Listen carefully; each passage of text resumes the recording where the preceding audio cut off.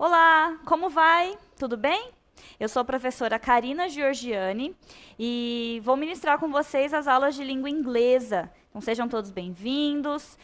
Espero que vocês tenham uma boa rotina de estudos, que vocês aproveitem aí as nossas aulas e possam tirar todas as suas dúvidas aqui comigo, ok?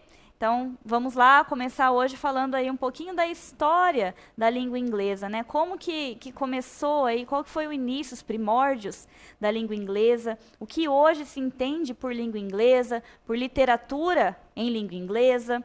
Então, vamos aprender um pouquinho dessa história, vamos voltar um pouquinho lá atrás no tempo, para que a gente entenda mesmo o que é a língua inglesa, né? E por quê, como foi que a língua inglesa se tornou o que é hoje. A gente sabe que a língua inglesa hoje é a língua universal, né? Então, por quê? Como que foi? Qual que foi a trajetória que esse povo, né, inglês percorreu e o que fez com que a língua inglesa se tornasse tudo isso que ela é hoje? Tá? Então, vamos começar aqui com uma breve explicação aí, um pouquinho histórica, sobre a Inglaterra, né, que é onde surgiu ali a língua inglesa de fato, ok? Então, vamos ver aqui nos slides. Por volta ali de 3.000 anos antes de Cristo ainda, então muito tempo atrás, a região aqui da Inglaterra, vocês podem ver as Ilhas Britânicas, né? Elas já tinham alguns povos fixados ali, e eram conhecidos como britânicos, né? Os povos que ali viviam. Eles passaram a presenciar, então, essa movimentação humana, vinda de diversos outros territórios, inclusive mais ao norte e a leste do continente europeu. Então, essa região começou a ser habitada e começou a vir essas pessoas diferentes e se misturar com os britânicos que já viviam na região ali. Então, ao longo dos milhares de anos que viriam, os britânicos se constituíram, na verdade, como uma economia mercantilista, ou seja, né, o comércio de metais e outras mercadorias visando o enriquecimento da coroa. Então, aqui a gente vê que foi uma cultura que teve aí a participação de muitos outros povos, né, trazendo aí um pouco de bagagem cultural também para essa região. E uma cultura que se desenvolveu através do mercantilismo aí um pouco mais para frente, né? Mas aí já nos séculos aí 7, 8, né? Então trazendo aí essa cultura mesmo de venda, de comércio, de metais, de outras mercadorias que fez com que eles enriquecessem e tivessem vários contatos ainda mais com outros povos. A gente vê aqui também, ó, por que tinha essa concentração estrangeira tão presente, tão marcante na região ali das Ilhas Britânicas, da Inglaterra. Eles faziam comércio com outros povos, e como eu disse, muitos outros povos da região aí de toda a Europa, né, e até outros continentes que vinham fazer esses comércios. Por isso, eles tinham contato também com outras línguas e outras culturas. Então, foi uma cultura que se formou mesmo através dessa mistura, né? O cenário religioso sofre bastante alterações e surge, a partir disso, a língua e a literatura anglo-saxã, que seria aí, então, uma literatura, uma língua que é desenvolvida a partir dessa mistura, né? Então, esses povos que se encontram, pensem assim, pessoas de diversas localidades que se encontram ali, precisam conviver, precisam se comunicar, precisam fazer seus negócios, fazer suas compras, vendas. Então, elas têm que encontrar uma língua em comum para que elas possam, né, desenvolver ali toda a sua cultura. E pensem também que eles estavam ali por um motivo ali, né, de negócios, vamos dizer assim, mas eles também viviam com suas famílias, se estabeleciam naquela região, criavam famílias, se casavam, tinham filhos, moravam ali.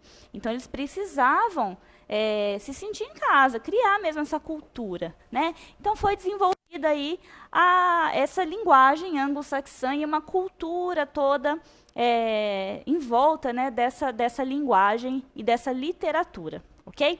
Agora a gente vai ver o primeiro registro literário que se tem notícia, tá?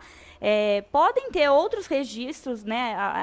Os povos ali, eles podem ter tido outros registros literários ou podem ter tido outras produções literárias, mas não se tem registro, não se tem notícia de outras produções, né? Então nunca ninguém encontrou nenhum registro, tá? O único registro literário, o único não, o primeiro, né, que foi encontrado aí, é esse poema, que é um poema épico, ele chama Beowulf. É um poema épico que foi escrito, aí a gente não sabe a data, não se sabe quando. Ele relata as conquistas baseadas na mitologia viking. Tá? Então, é um poema escrito num inglês ainda bem arcaico, esse inglês aí anglo-saxão, né, considerado o registro de literatura inglesa mais antigo. Então, não se tem registro antes do Beowulf de alguma coisa escrita, né, ou registrada. Nas pesquisas, a gente pode ver que por que não se tem esses registros? Né? Eles produziam, não tinha cultura escrita, não tinha literatura. Dizem que os povos vikings, eles não costumavam registrar, escrever, então era um povo muito que mantinha sua cultura oral muito forte, né? Se comunicava muito, contava suas histórias aí de forma oral, mas não tinham registros escritos, né? Então, por isso não tem muitas coisas, né? Muitos poemas e muita literatura dessa época, ok? Vamos seguir então aqui. Além desse poema, que foi o primeiro, agora a gente já dá um salto, né? Vamos lá para o século XII. Eu não vou passar por todas as literaturas, né? A gente aqui está fazendo um apanhado para entender mesmo as origens, tá?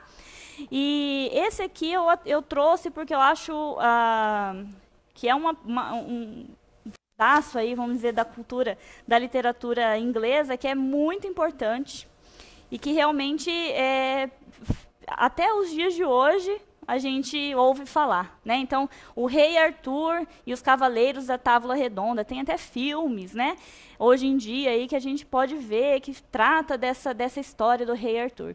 Então, também é um capítulo importantíssimo aí da cultura da literatura inglesa. Então, Rei Arthur e os Cavaleiros da Távola Redonda, ela retrata, né? O Rei Arthur era um personagem aí criado durante... Ele foi escrito, tá, gente, no século XII, mas retratava a sociedade feudal dos séculos V e VI. Então, e conta, né, como que foi, como que era a vida naquele período, na sociedade feudal, como que se davam as relações, certo? Rei Arthur, que era defendia ali, né, os interesses da Inglaterra contra os invasores, certo? E tem uma coisa interessante sobre o Rei Arthur, que é o seguinte, né? É mito, é lenda ou é realidade? Né? Então, muita gente acredita que o Rei Arthur realmente existiu, né? Que foi um personagem real. Outras pessoas já dizem que não, que Rei Arthur é só um personagem criado, né? Escrito, e não existiu. Outras pessoas ficam no meio termo, né? Que Rei Arthur... não existiu de fato uma pessoa com esse nome, mas esse personagem, Rei Arthur, foi criado sim a partir da influência aí, do exemplo de vários cavaleiros ali que influenciaram a criação desse personagem. Então não é uma pessoa que é o Rei Arthur, mas sim a junção de várias pessoas reais, históricas, né, da época, que influenciou aí na criação do personagem, certo? Mas até onde se tem notícia, Rei Arthur é um personagem, ele não existiu, não tem uma pessoa que teve esse nome que existiu durante essa época, certinho? Vamos seguir então lá. E hoje, né? O que é a literatura inglesa hoje? A gente falou aí dos séculos V, século VI, século XII. O que é a literatura inglesa hoje? Pessoal, considera-se, então, toda produção literária feita em língua inglesa, mesmo que o autor tenha outra nacionalidade, tá? Então, vamos supor que o autor ele é francês, ou ele é australiano, ou ele é canadense, ou, enfim, é brasileiro, né? Mas produziu um texto, um romance ou um poema, enfim. Produziu literatura em língua inglesa. Então, isso é considerado literatura inglesa, certo? Justamente porque a língua inglesa ela não está ali, né, confinada apenas nos países em que a língua oficial, ou que surgiu, né, não está só na Inglaterra. Né? Hoje o inglês está aí disseminado mesmo pelo mundo. Então, qualquer literatura que tenha língua inglesa é considerada literatura inglesa, mesmo que o autor, né, não seja aí, de origem mesmo inglesa ou né, tenha alguma descendência, certo? Eu coloquei ali territórios colonizados justamente porque tem muitos países hoje que foram colonizados por ingleses, né? Então, tem muito forte essa questão da literatura inglesa e da língua, né? Um país que foi colonizado pelos ingleses é os Estados Unidos. E hoje aí a gente fala que o inglês americano, né, o sotaque americano, o inglês americano, ele até superou já o inglês britânico, né, em quantidade, em número de falantes, né. Então, existe muito mais hoje falantes de inglês americano do que falantes de inglês britânico, né? Ele é muito mais difundido. A gente sabe aí que tem algumas diferenças, mas para frente, ao longo das nossas aulas, nós vamos entrar um pouco nessas diferenças aí entre um inglês e outro, tá bom? Vamos ficar para as outras aulas, então. Seguindo lá nos slides, vamos refletir, então, pessoal, olha só. Falei aqui que hoje literatura inglesa é tudo, né, que é produzido em língua inglesa e tal. Então, o inglês ele está muito inserido na nossa própria cultura, né? A gente está muito ligado aí diariamente com o inglês, certo? Eu trabalho com isso, dou aula de inglês. Todos os dias falo inglês com os meus alunos, mas mesmo se eu não trabalhasse com isso, o inglês estaria fazendo parte da minha vida todos os dias, certo? Então, vamos refletir lá. Quanto de inglês, né, qual que é a quantidade de conteúdo cultural que você consome por dia em inglês? Né? Tenta pensar aí. Nas músicas que você ouve, nos filmes que você vê, nas séries, vídeos no YouTube, né, ou nas redes sociais, nas fofocas de celebridades, na moda, né, nos esportes. Então, eu vejo hoje crescendo o número de brasileiros que gostam de acompanhar o basquete, né, a NBA. O Brasil nem é um país com tanto histórico assim de espectadores de basquete e tal. Então, mas tem muitos jovens brasileiros que gostam de acompanhar. Então, essa cultura, né, americana e de língua inglesa, ela está muito enraizada no dia a dia. Então, todos os dias nós consumimos, sim, muita coisa. É só abrir o nosso Instagram, né, ou o YouTube, ou seja a rede social que você mais usa. Vai ter bastante conteúdo ali. Liga a TV, vamos assistir um filme. Então, com certeza, vai ser um filme em língua inglesa, né? Dificilmente vai ser em outra língua. Por isso, gente, nós dizemos que a cultura inglesa está realmente enraizada. É difícil hoje em dia separar, né? Dizer que, nossa, não, eu não quero, essa cultura não me influencia, não sou influenciado pelo inglês ou pela cultura inglesa. É muito difícil uma pessoa que, né, possa dizer e sustentar isso de fato. É bem difícil. Isso nos leva à próxima pergunta. Reflitam aí por um minutinho. Existe uma cultura superior à outra? O que você acha? Existe? Não existe? Pessoal, não existe, tá? Uma cultura nunca será superior à outra. Isso não existe, né? Cada cultura é especial do jeito que ela é. Cada cultura carrega em si o seu histórico, o histórico daquele povo, a luta daquele povo, as conquistas daquele povo, né? Seja através da língua ou através dos seus registros literários ou qualquer outro tipo de registro e realização daquele povo, certo? Então, não, uma cultura nunca vai sobrepor a outra, tá? Então, a resposta é não, ok? O que acontece é que falar um segundo idioma, carregar o seu sotaque é uma prova da sua origem, marca cultural que constrói sua identidade no mundo globalizado. E assim vai se formando o cidadão global, permeado por pequenas nuances de culturas que aglutinou ao longo de sua jornada, tendo a comunicação e linguagem como fio condutor. Então, um pouquinho do que eu tinha falado anteriormente, né? Falar um segundo idioma, né? O seu idioma, não é simplesmente falar ao léu, né? Você, ao comunicar num idioma, você carrega uma cultura junto, certo? Agora, voltando aqui um pouquinho, por que parece, às vezes, que uma cultura é superior à outra, né? Justamente por isso que eu estava dizendo. A gente está sendo tão inundado, né, com essa cultura norte-americana, principalmente, e o cinema retrata de uma forma tão bonita, né, tão legal, como se tudo fosse lindo, né? Os americanos salvam sempre o mundo, não é? Sempre tem lá uma tragédia e daí vem um americano e salva o mundo.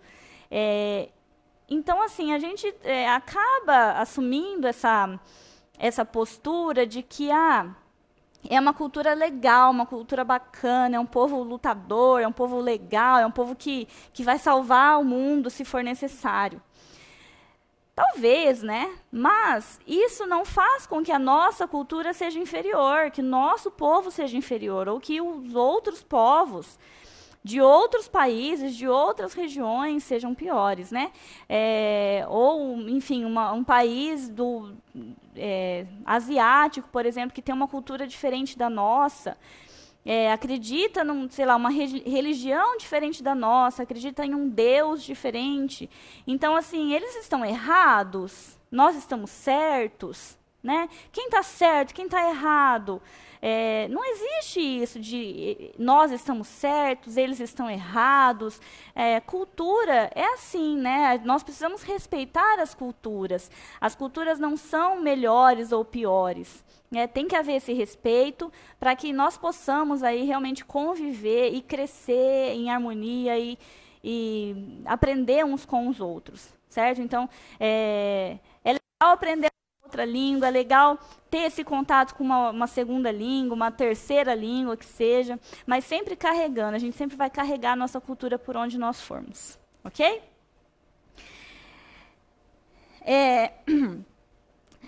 Mudando um pouquinho aqui o assunto, então, sobre língua materna, língua franca e língua oficial. Então, só para finalizar aqui, está chegando ao fim já a nossa aula, daqui a pouquinho. Qual que é a diferença, né, entre língua materna, língua franca e língua oficial? Língua materna é mais fácil de entender, né? Como o nome já diz, é a língua dos pais, aquela que se aprende em casa, em um contexto doméstico e familiar.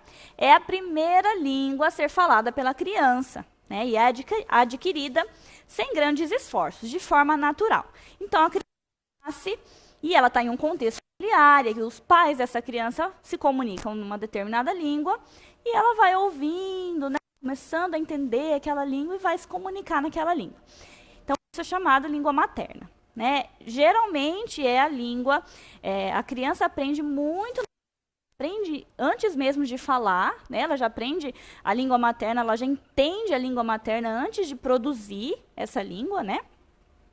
E ela está muito ligada aos sentimentos de pertença dessa criança, né? Então, os sentimentos mais intrínsecos dessa criança, eles vão estar diretamente ligados à língua materna. Eu tenho amigos que falam que moraram nos Estados Unidos por anos e falavam fluentemente o inglês, mas em momentos de extrema raiva ou de perigo, sabe, de uma emoção muito forte, eles só conseguiam pensar e se comunicar em português, porque é a primeira língua que vem, né, que está realmente marcada na gente, certo?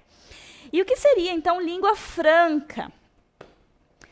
Ah, acho que ficou, deixa eu ver aqui, ficou fora da ordem ali do título. Mas vamos lá para a língua oficial, então. O que seria língua oficial, né? É a língua instituída por lei e reconhecida internacionalmente como a oficial de um país. Pode haver outras línguas faladas naquele território, né? No entanto, uma língua será escolhida como a língua oficial.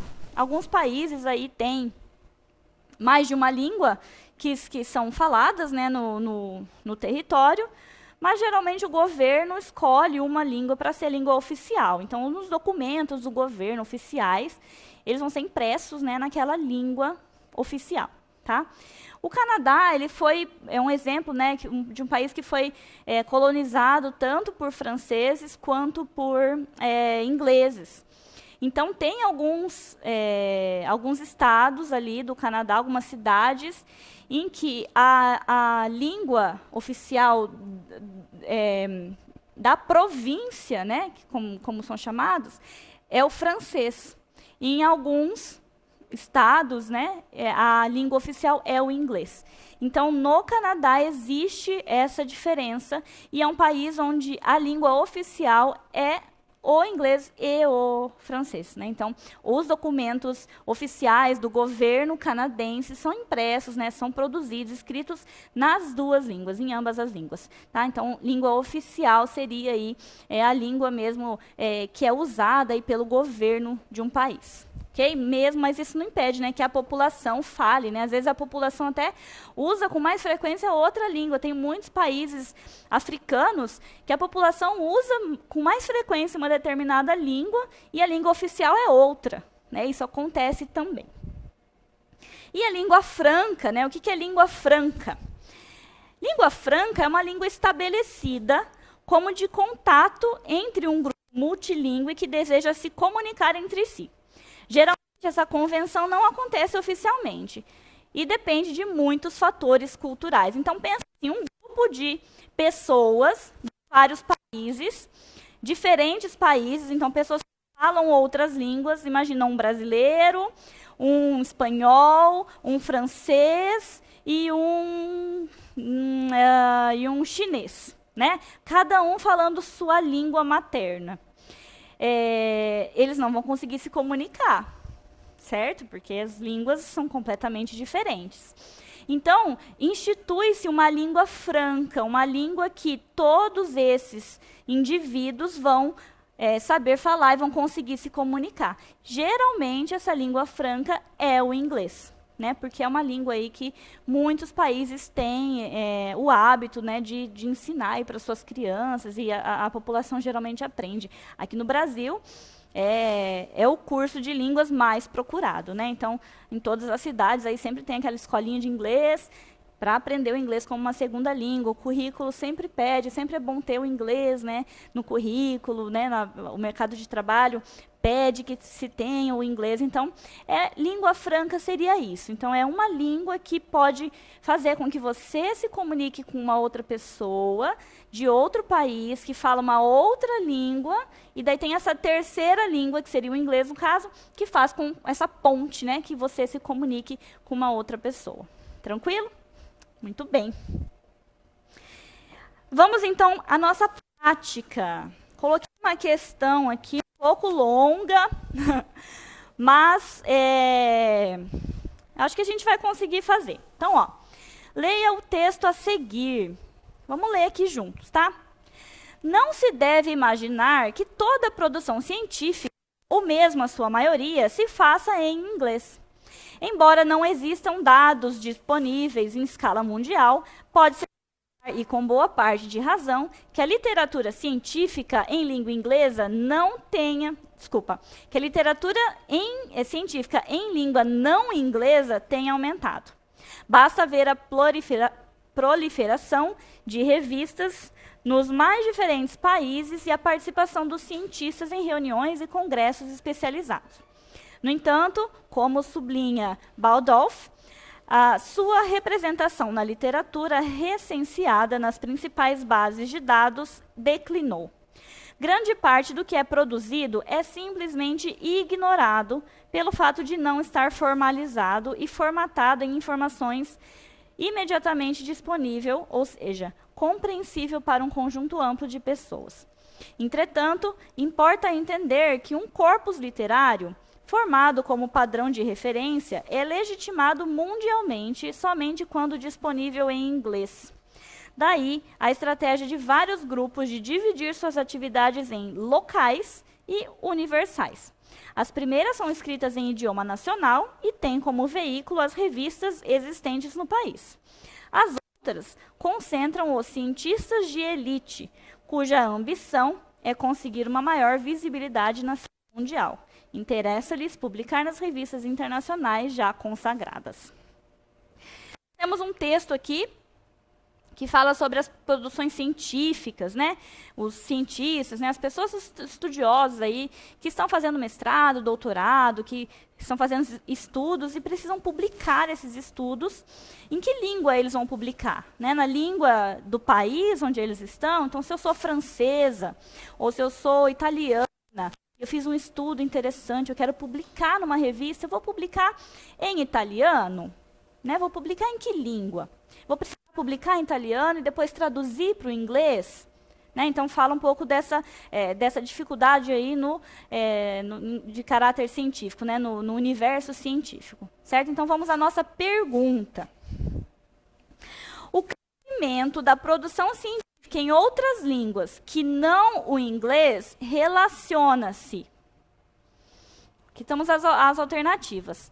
A atual política dos países norte-americanos e ao desprestígio da língua inglesa no cenário científico e tecnológico internacional, ao declínio da representação de publicações nessas línguas na literatura recenseada nas principais bases de dados, ao desinteresse dos editores de revistas de diferentes países em adotar um padrão de referência legitimado mundialmente, ao enfraquecimento do papel desempenhado pela língua inglesa, tanto no meio acadêmico, quanto no científico e no tecnológico. Eu vou voltar um pouco aqui essa tela e deixar aí um minutinho para vocês refletirem. Retomando, então, a resposta aqui, pessoal, seria a alternativa C, né? Então, deve-se aí ao desinteresse dos editores de revistas de diferentes países em adotar um padrão de referência legitimado mundialmente. Então, eles trazem essa motivação de que a pesquisa foi feita nessa língua, né, na língua do país.